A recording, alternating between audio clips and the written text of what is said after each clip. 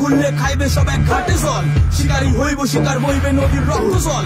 মহামারী যতই থাক মাংসাশীরা খায়, দেখে না কাঁচা নাকি পোড়া আর মানুষ নাকি ঘোড়া। জঙ্গলি সম্প্রতি জঙ্গলি সিনেমার প্রমোশনের মাধ্যমে আলোচনায় এসেছেন চিত্রনায়ক সিয়াম আহমেদ।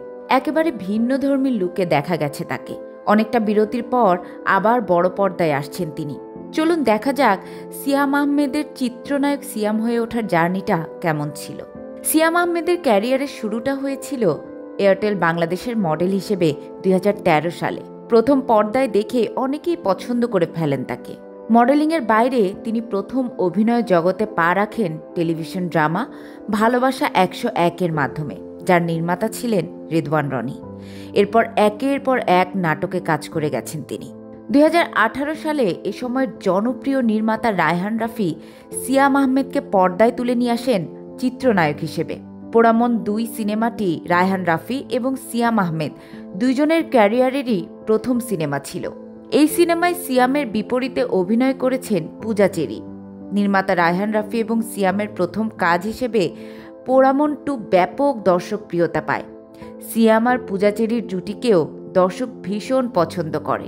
তারই রেশ ধরে হিটমেকার রায়হান রাফি এই জুটিকে নিয়েই নির্মাণ করেন দ্বিতীয় সিনেমা দহন, যেখানে সিয়ামকে দেখা যায় তুলা নামক একটি চরিত্রে। একেবারে ভিন্নধর্মী এই চরিত্রে সিয়াম আহমেদকে দর্শক ব্যাপকভাবে পছন্দ করে এবং সিয়ামকে এভাবে পর্দায় তুলে আনার জন্য নির্মাতাও ব্যাপক প্রশংসা কুড়ান।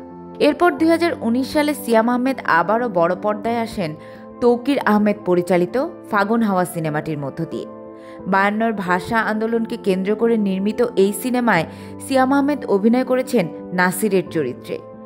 দহনের তুলার একেবারে বিপরীতধর্মী এই চরিত্রে আরও একবার সিয়াম আহমেদকে দর্শক ভিন্নভাবে আবিষ্কার করল। পরের ঘটনাটি 2020 সালের। ভালোবাসা ভুল নয় শোভা, তবে ভুল মানুষকে ভালোবাসা ভুল। চয়নিকা চৌধুরীর বিশ্বসুন্দরী সিনেমায় সেই পুরনো নাটকের সিয়ামের ঝলকই যেন পেয়েছে দর্শক। স্বাধীন চরিত্রটিতে সিয়ামকে বেশ মানিয়েছে এবং এই প্রথম সিয়ামের সাথে পর্দায় জুটি বেঁধেছেন এ সময়ের আরেক আলোচিত অভিনেত্রী পরিমণি। সিয়াম পরীর এই জুটিও দর্শক সাদরেই গ্রহণ করেছেন। 2021 সালে মুক্তি পায় সিয়াম আহমেদের পরবর্তী সিনেমা মৃধা বনাম মৃধা।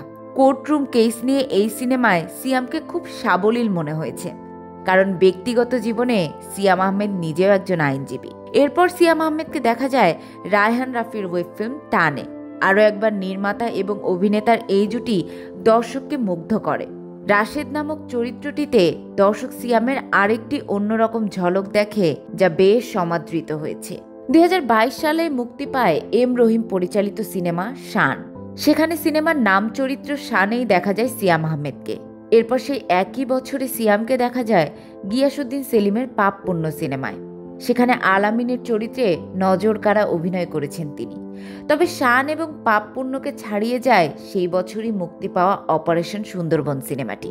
দীপঙ্কর দীপন পরিচালিত এই সিনেমায় সিয়ামকে অ্যাকশন হিরো হিসেবে দেখা যায় সায়েম নামক চরিত্রে। একই বছর আরও একবার আলোচিত নির্মাতা রায়হান রাফি নির্মাণ করেন দামাল। মুক্তিযুদ্ধকালীন সময়ে স্বাধীন বাংলা ফুটবল টিম নিয়ে নির্মিত এই পিরিয়ড ড্রামা একেবারেই ভিন্নধর্মী একটি সিনেমা ছিল।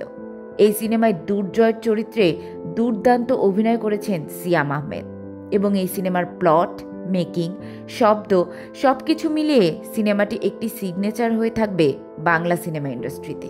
দুর্জয়ের পরই সিয়ামকে দেখা যায় রাতুল চরিত্রে রায়হান জুয়েল নির্মিত অ্যাডভেঞ্চার অফ সুন্দরবন সিনেমায়।